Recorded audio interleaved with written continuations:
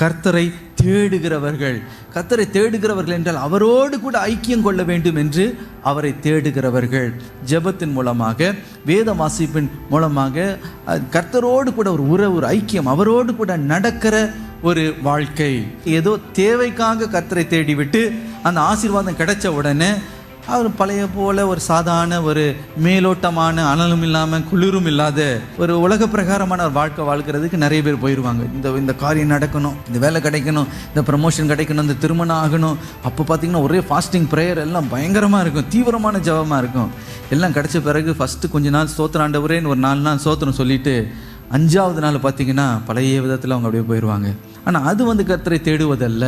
அன்றாட வாழ்க்கையில் ஒவ்வொரு நாளும் அவரோடு கூட ஐக்கியம் கொள்ளணுமே, இன்னும் நம்மை அறியணுமே, இன்னும் நான் கிட்டி சேரணுமே, இன்னும் நான் கர்த்தரோடு கூட நான் நடக்கணுமே என்று அவரை தேடும் பொழுது வேதம் என்ன சொல்லுகிறது என்றால், ஒரு நன்மையும் குறைவு பட போவதே இல்லை.